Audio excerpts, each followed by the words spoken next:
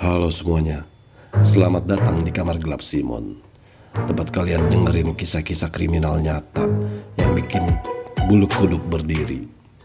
Kali ini saya akan membahas sebuah kisah tragis yang benar-benar terjadi di sebuah dusun kecil yang damai, yaitu Dusun Wonorejo, Desa Bulusan, Kecamatan Karangdowo, Klaten. Desa ini terkenal dengan suasana yang tenang, rumah-rumah sederhana, dan warga-warga yang saling kenal satu dengan yang lainnya. Desa ini tuh punya pemandangan sawah yang luas, hawa sejuk, dan kebiasaan gotong royong yang masih kental.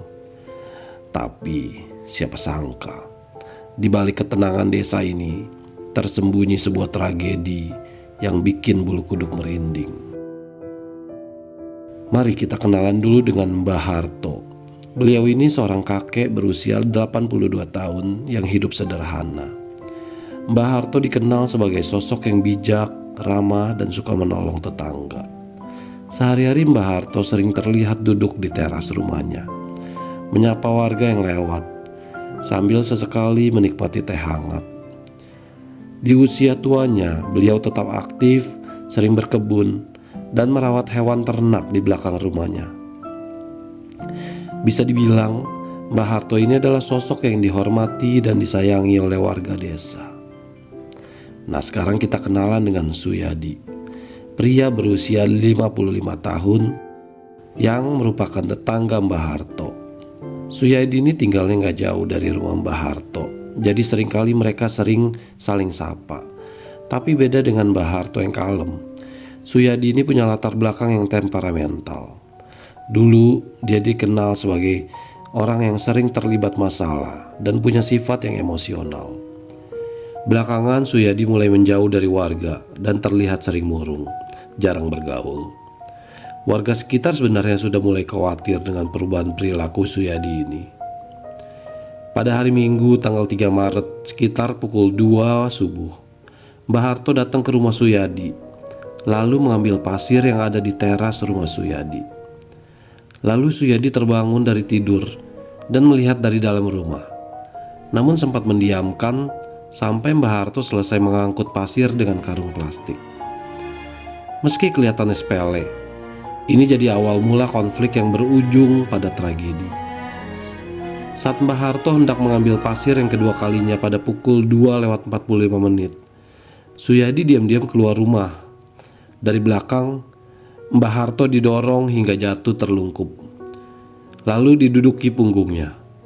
Kepala Mbah Harto dipukul dengan tangan kanannya berulang kali. Bayangin, kakek tua berumur 82 tahun yang udah lemah ini dihajar berkali-kali. Setelah memukul dengan tangan, Suyadi juga memukul kepala korban dengan batu bata 4 kali, kena kepala belakang. Cairan merah mengalir deras di halaman yang tadinya tenang. Setelah itu, Suyadi yang mulai sadar dengan apa yang dia lakukan, mulai panik. Saat korban gak berdaya, diseret sekitar 30 meter, dimasukin ke dalam selokan dekat rumah bersama dengan sepeda Mbah Harto, berharap orang lain mengira ini kecelakaan. Namun, rencana Suyadi gak berjalan mulus. Beberapa jam kemudian, sekitar jam 6.30 pagi, korban yang terapung dengan kondisi mengenaskan ditemukan tetangga yang hendak buang sampah. Warga langsung melapor pada polisi. Polisi langsung datang ke lokasi dan mulai melakukan penyelidikan. Ceceran cairan merah di halaman rumah dan di sekitar selokan menjadi petunjuk penting. Polisi mulai mengumpulkan bukti-bukti dan menanyai saksi. Desas-desus mulai menyebar di desa bahwa Suyadi pernah terlihat adu mulut dengan Mbah Harto sebelumnya. Setelah melakukan penyelidikan lebih lanjut, polisi menemukan barang bukti berupa batu bata yang masih ada bercak merahnya. Bukti ini mengarah pada Suyadi. Akhirnya dia ditangkap dan dibawa ke kantor polisi. Setelah ditangkap, Suyadi akhirnya mengakui perbuatannya. Ternyata motif pembunuhan ini berawal dari dendam pribadi yang sudah lama dipendam. Suyadi merasa dipermalukan oleh Mbah Harto dalam sebuah acara desa beberapa waktu sebelumnya. Suyadi yang saat itu sedang dalam kondisi emosi tidak terkendali akhirnya merencanakan aksi keji tersebut.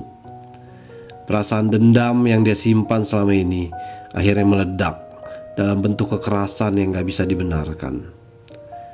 Kasus ini langsung menjadi perhatian masyarakat, bukan hanya di Klaten, tapi juga secara nasional. Suyadi akhirnya diadili di pengadilan. Selama proses persidangan, dia gak bisa membantah bukti-bukti yang ada. Dalam persidangan, Suyadi terlihat pasrah. Meskipun sesekali dia tampak murung dan menyesali perbuatannya. Dia divonis bersalah atas pembunuhan berencana terhadap Mbah Harto dan dijatuhi hukuman berat. Pengadilan akhirnya memutuskan Suyadi bersalah dan dijatuhi hukuman penjara seumur hidup. Di dalam penjara, Suyadi mulai merasa menyesal atas perbuatan yang sudah dilakukan. Tapi semuanya itu sudah terlambat. Dia telah menghilangkan nyawa seorang kakek yang seharusnya dihormati hanya karena amarah yang tidak terkendali. Warga dusun Wonorejo jelas merasa kehilangan sosok Mbah Harto yang begitu mereka cintai. Suasana duka menyelimuti desa itu untuk beberapa waktu. Banyak warga yang gak nyangka tragedi seperti ini bisa terjadi di lingkungan mereka yang selama ini damai. Mereka gak henti-hentinya membicarakan kebaikan Mbah Harto dan tentu aja kaget dengan tindakan Suyadi yang tega menghabisi nyawa tetangganya sendiri.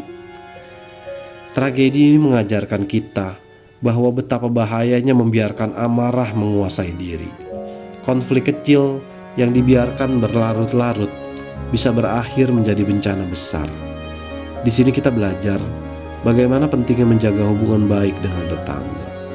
Dan kalau ada masalah, selesaikan dengan kepala dingin. Selalu berpikir panjang sebelum bertindak, apalagi jika tindakan itu bisa merugikan orang lain.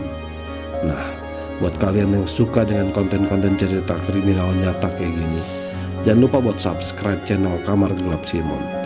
Nyalain lonceng notifikasi biar gak ketinggalan video-video terbaru dari kita.